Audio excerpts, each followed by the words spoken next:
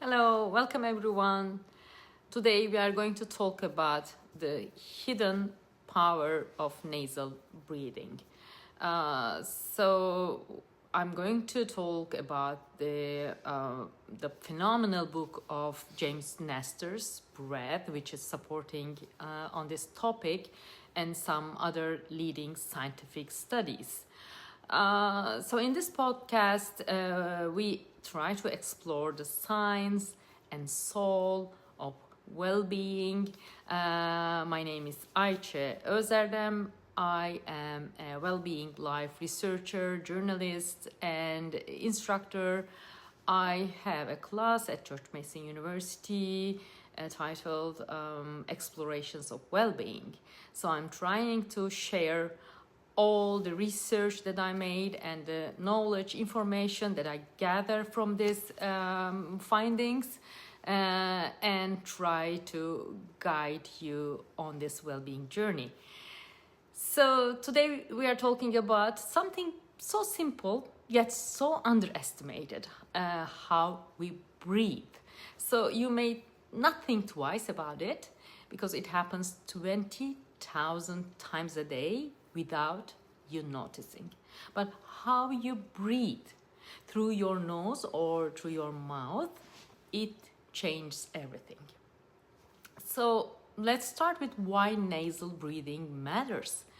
Our nose is not just for smelling. It's our body's first line of defense, our natural air purifier, and even like a pharmacist.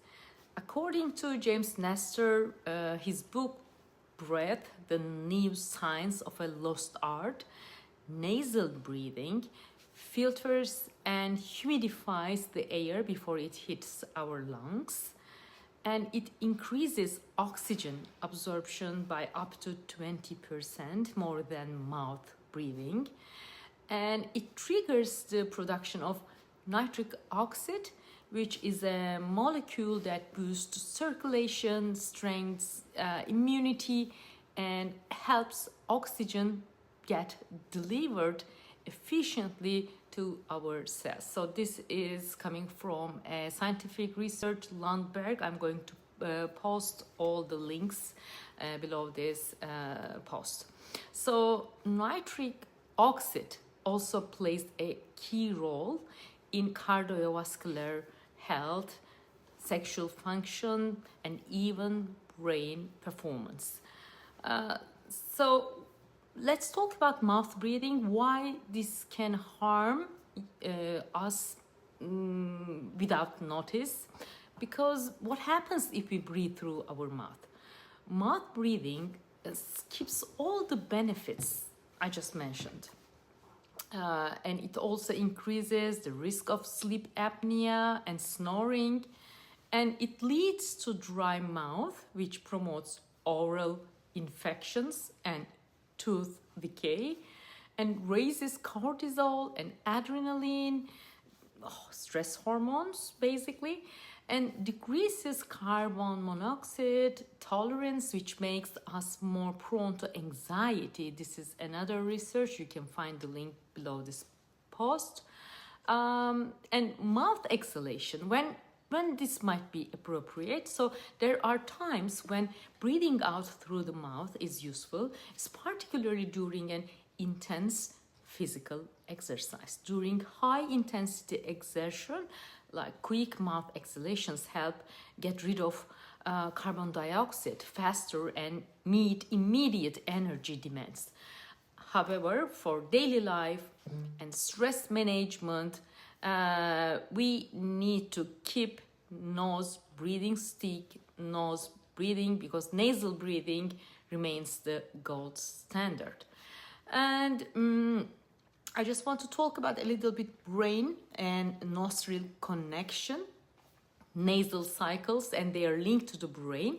In 1895, researcher Richard Kaiser identified nasal cycles, natural rhythms in which one nostril becomes more dominant in airflow for a period before switching. So this cycle aligns with brain hemisphere activation. Each nostril connects to different branches of the autonomic nervous system, which in turn influence physical and mental states. So let's talk about right nostril. It energizes and sharpens our focus. It's like a gas pedal for our body. It increases think alertness, focus, action, activates the sympathetic nervous system fight or flight response, and increases cortisol, blood pressure, body heat, and heart rate, and stimulates the left hemisphere of the brain linked to logic, analysis, decision making, and language skills. What about left nostril? Breathing in left nostril, it calms and grounds the mind like a brake pedal this time. It slows down heart rate, reduces anxiety, and cools the body. And it activates the parasympathetic nervous system, which is rest and digest response, reduces stress, cools the body, slows the heart, and it stimulates the right hemisphere of the brain, which is responsible for creativity, intuition, emotional processing, and abstract thinking. So depending on which nostril you breathe through, you are shifting your entire internal state, physically, mentally, and emotionally. So these two nostrils serve as neurological pathways, giving us a natural tool for self-regulation, if only we use it consciously, right? So let's talk about alternate nostril breathing technique. This is a beautiful practice that combines both sides, and it's scientifically proven that alternate nostril breathing balances the autonomic nervous system, lower blood pressure, improve heart rate variability, reduce stress, and promote clarity. And a simple guide to alternate nostril breathing technique: you can close your eyes and then start with closing your right nostril, inhale through the left, and close the left and exhale through the right. I'm going to add some video about alternate nostril breathing. So nasal breathing as preventative medicine. Modern research confirms what ancient practices knew for centuries. Breath is healing. Breath is regulation. Some final statisticals and scientific research.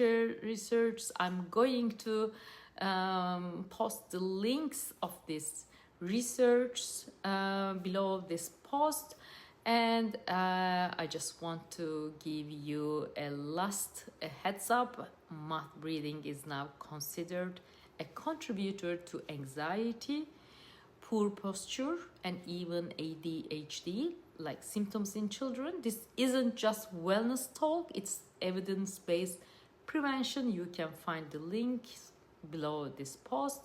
And final thought is, your breath is always with you, but when you breathe through your nose with awareness, you're giving your body information, not just air. So next time you inhale, don't just suck in oxygen.